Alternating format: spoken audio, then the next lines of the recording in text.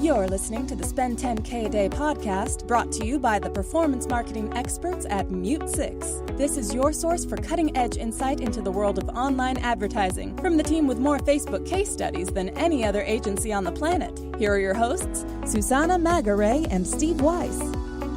Welcome, everyone, to another great episode of the Spend 10K a Day podcast, your number one source for entrepreneur and mostly digital marketing and e-commerce updates, news, and everything e-commerce and marketing. For all you enthusiasts who can't get enough, here we are again. Today we have an interesting topic. I actually have a couple awesome people on today's podcast. I got Daniel Rutberg, my business partner at MuteSix. How's it going? And obviously Susana Margaret as well. Hey there. Our leader from our campaign team. We're talking about a key entrepreneur. This podcast is more focused on entrepreneurial, endeavors. Specifically, one topic. When it comes to how do you scale your business now that you have some type of footing and you actually have some traction, you have some money in the bank. Like, what do you spend it on to scale your business? This is something that obviously, me and Dan have had long hours and long talks about. Like, obviously we have some traction on the digital marketing side. What do we invest in most? And I think this is a really interesting topic, because a lot of entrepreneurs go through the same kind of discussion in their mind. They're like, all right, we got some traction for this new idea that you're launching. Well, what do you invest in? Which specific team members do you invest in? When do you invest in office? What about financial and legal advice? What about accounting? When do you hire a full-time accountant? When do you hire a recruiter? These are all questions that we've evolved through as we've grown our business from 4.5 years ago, sitting in a one-bedroom basement, to where we're at right now.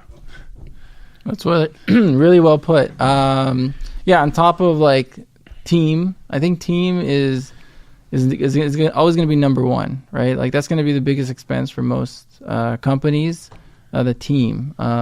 Usually, the other biggest expense is going to be like rent. When do you want, if you're client facing, you have to have a nice office. Is there special tools? Some tools can cost $10,000, $20,000 a month, right? And when's the right time to do it? So, when we think about anything money-wise, we think about runway, right? You want to have, most companies, I think there was a stat that said 90-80% of companies don't make it past the second year or third year or fourth year. So why aren't they making it, especially if they have a good business model, if they have a good product, what's preventing them from having a longer life? And a lot of the times is people have a good business, they start it, maybe they get funding, they get going, and now they have a choice. They have a limited amount of resources. If they make the wrong choice, maybe they have enough resources to make a couple bad bets and keep on going. A lot of the times, you don't have a lot of bets to make, and if you make a couple bad ones, doesn't matter how good the initial idea is, you'll get buried under debt, you'll get buried under historical mistakes, and then that trumps a good business. So I always say, in my opinion, the first couple hires you make are the most important hires. I think the first people you bring on is your core group, and they set the culture and they set the tone for the organization. So when I think about how lucky we've hired some amazing people, and we've been able to really obviously work through a lot of struggles over the years in terms of how to scale the business. But I always think when you first get some traction, figure out what traits do you want in your core group. Find people that you could specifically build around, the leaders, the people who are going to set the culture and set the tone of the organization. And that's something I think we obviously have some most amazing people I've ever worked with at MuteSix. Yeah, what we do to make sure we're not perfect people. We can't look at someone in the eye and say, yeah, this is going to be the best hire for the next 10 years. So we make sure that the whole team is involved in the hiring of every employee that comes on. So starting off, the first couple team members, me and Steve, we spent weeks or months making sure that every new person that came on was a good fit, both skill-wise and culture-wise. But then every new person, as you grow a company, the existing team members, if they don't have a voice on everyone else that's new coming on board, you really jeopardize the culture. You jeopardize like all that you've invested, and a lot of the times they'll identify things that you may not see, good or bad. And I think that's been one of our biggest good ideas that we've done, is incorporating everyone in the hiring process. So number one, what do you invest in? I think that if you look at us as a case study to answer that question, we've invested in the best possible team members. So number one, team. Obviously, what you're doing right now, you probably can't scale alone. And if you have big aspirations, you got to get people who are better, smarter, and more hungry, or just as hungry as you. And I think that's something that I figured out. I started MuteSix, and I was the main Facebook campaign manager. I was really good at editing videos and really making magic happen on the newsfeed and creating actions, sales, conversions, leads, all that fun stuff. And I realized early on that if I'm the one running ads, then the overall business won't be growing. As much as I love going into ad accounts and playing around and optimizing e-commerce sites, the business wouldn't grow if I was the one doing it. I needed to transfer this skill set and make it widely available to other people who are better than me. I need to find people who were better than me. And I think we've done a really good job of finding people that are smarter than both me and Dan, people who have these specific skill sets that we don't have. And I think as you look at your organization, you're like, well, what can I do to scale? I have some money in the bank. I have some early traction for my product. I think what you should look for is to find people who will buy into your culture, and people who are smart, who are just as smart or even smarter than you, who will do your job even better than you could do. And I think that's something that I would highly, highly encourage everyone listening to this podcast to really take ownership of, really building a team and building an organization that you'd be excited to work for and be a part of as well. Yeah. I got a couple points I wanted to add to that. Like, I think a lot of people who start companies, they don't really have like a long-term vision, or they don't really believe that it's going to grow exponentially. If you want to have a successful business, you need to believe that it's going to grow over time, and that you're going to eventually have to bring people on to take on the demand of more and more clients. And then that'll prepare you mentally, and it'll also force you to sort of put in structures so you don't get to a situation where you can't handle growth. Most companies, a lot of companies fail because as you grow, you realize that you, as a founder, can't take on all the responsibilities that come with a growing company, and then stuff starts falling apart. But if you plan ahead and you say, okay, if this small company, I'm in a basement, I'm in a small place, but I'm going to grow.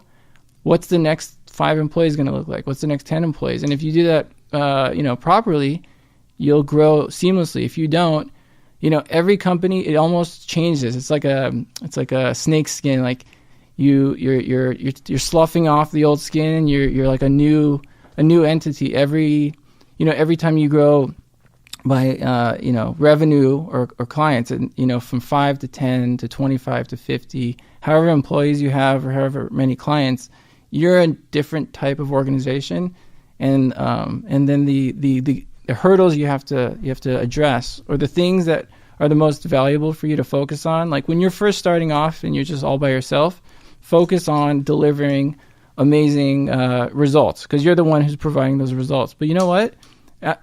Someone's got to do sales. Someone's got to, negotiate the rent on the office. There's a lot of things that you have to change your priorities, because the value that you get out of that is going to change over time. If Steve jumps into a campaign today, and there's 40 other people on the team who are managing campaigns day in, day out, that's not a good use of his time, 5 years into the business. It was a good idea right at day one, but not anymore. Sorry, buddy. Yeah, I lived in. I mean, obviously, everything Dan's mentioning in his brief talk is aforementioned to pertain to our aforementioned business, MuteSix, of how we've grown and how we've kind of evolved, in this complex digital marketing world. Obviously, it doesn't pertain to every business, but the reality is that you need to find competent people who can kind of take over the day-to-day efforts and really allow you to focus on the grander vision of steering the business towards success and building culture, building leadership, and trying to be a leader. I think that's something that a lot of businesses and CEOs kind of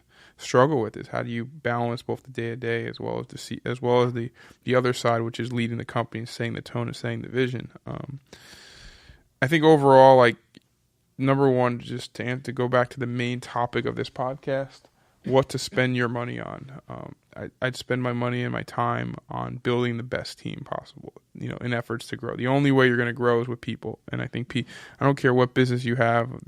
Robots aren't going to come in and solve complex problems. You have to focus on people. And the way you do that is you either A, get your hands dirty with recruiting, what me and Dan did initially, or B, you hire a head of HR. You make that one of your first hires as someone who can come in and be your best recruiter, bringing on people who are going to bring value to the operation. Yeah, and never skimp on quality talent.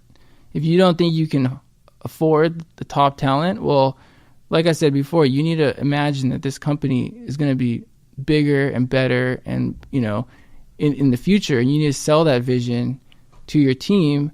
And a lot of people, they want to be part of something that's growing and something that's exciting. And eventually, if you have enough people who are really good on the team, then you can compensate everyone appropriately. But if you're just starting out and you're in a one-room apartment, you really have to have a clear vision, and you have to communicate that to your team. But if you hire on and you bring on your most valuable asset, and you're spending your valuable limited resources on team members that aren't up to snuff, then you're setting yourself up for failure right from the beginning. Susana, you haven't said much. You kind of just been easing in. Is there anything you want to add to this? I think you guys hit it on the nail, exactly what needed to be covered. I mean, one thing I'm curious, though, is what are you guys seeing in the space where people are investing their money in the wrong things? That's actually going to come up on the next podcast. We're going to talk about what not to invest in. Oh, okay. I think what comes to mind is expensive furniture, obviously, stuff that is not going to drive the bottom line to the business. One specific player that takes up the whole, payroll, I would say. You want to really build character and build leadership. Single contributors are great, but they don't grow the business. And I think that's something that me and Dan talk about a lot, is like we want team contributors. Single contributors are awesome. Like if you find someone who's an amazing single contributor, but I'd say some other things, obviously cars, houses, paying, executives paying themselves. I mean, it's great to have a lifestyle business that you don't want to grow, but, it really depends on what your long-term vision is. If you want to grow a business that's bigger than you, then obviously taking a massive salary initially is probably not going to be the best bet. But if you want to instead grow a lifestyle business, then that's probably up to you. But that's something to think about. Yeah. So be conservative on the short term.